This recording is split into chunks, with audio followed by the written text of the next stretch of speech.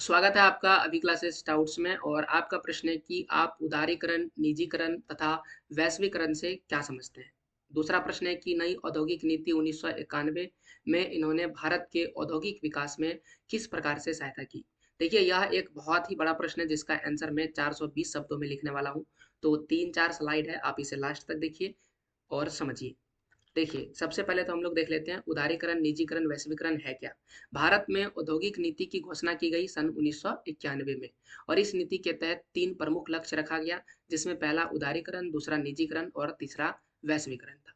अब आपको तीनों विस्तार से समझाते हैं। उदारीकरण का आशय है उद्योगों पर लगे प्रतिबंधों को हटाया जाना या कम किया जाना। इसमें आर्थिक नियमों व कानूनों में लचीलापन, लाइसेंस प्रणाली को समाप्त करना, विदेशी निवेश को प्रोत्साहित करना आदि प्रयासों को शामिल किया गया। ये पहला प्रयास किया गया। दूसरा, निजीकरण से आशय क्या है? सरकार द्वारा लगाए गए उद्योगों को निजी क्षेत्रों यानी प्राइवेट प्राइवेट कंपनी में स्थापित किए जाए। ये दूसरा है।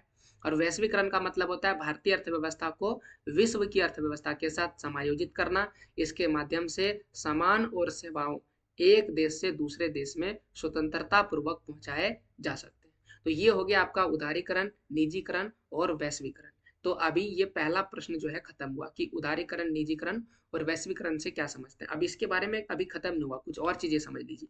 देखिए, उदारीकरण, निजीकरण तथा वैश्वीकरण का भारत के औद्योगिक विकास में सहयोग है।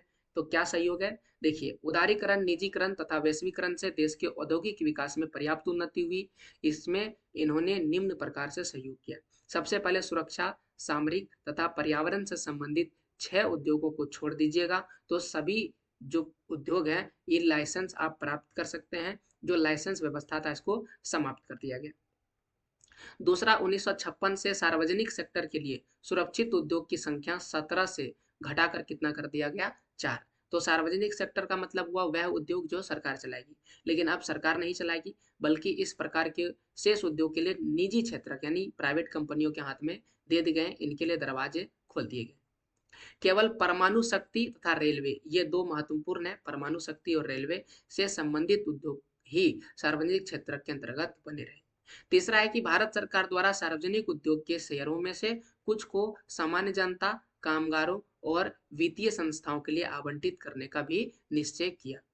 अगला है, किसी भी उद्योग में पूंजी निवेश की सीमा को समाप्त कर दिया गया तथा इसके लिए लाइसेंस व पूर्व अनुमति की व्यवस्था को भी पूरी तरह से समाप्त कर दिया गया। अब जो है कुछ और बातें की गई है। उद्योग में विदेशी निवेश जो है प्रत्यक्ष निवेश को घरेलू निवेश के रूप में मान्यता प्रदान की गई। इससे भारतीय उद्योगों में विदेशी निवेश के दरवाजे खुल गए। विदेश के लोग भी भारत में पैसे लगाने लगे। भारत में औद्योगिक नीति घरेलू तथा बहुराष्ट्रीय दोनों व्यक्ति पूंजी निवेशक को आकर्षित करने के लिए उदारता दिखाई गई। खनन, दूरसंचार, राजमार्ग निर्माण व्यवस्था को निजी क्षेत्र की कंपनियों के लिए खोल दिया गया। और कस्टम ड्यूटीज में भी कमी लाई गई। ये आयात निर्यात को सरल बनाता है। इन सब से भारत के औद्योगिक विकास में बहुत सहायता मिली। तो आप देखें ना औद्योगिक विकास को कैसे सहायता मिला। अब एक लास्ट इसी प्रश्न का एक अंतिम भाग बच जाता है कि नई औद्योगिक नीति जो 1991 आया था, इसका मुख्य उद्देश्य क्या था? इसका मुख्य उद्देश्य था कि अब तक प्राप्त किए गए लाभ को बढ़ाना। दूसरा, उत्पादकता और लाभकारी रोजगार में वृद्धि बनाए रखना। तीसरा, अंतर्राष्ट्रीय प्रतियोगिता प्राप्त करना। तो ये था आपके सवाल का बेहतर जवाब। ऐसे और प्रश्नों के जवाब के लिए चैनल को सब्सक्राइब करें। पूरा वीडियो देखने के लिए थैंक यू।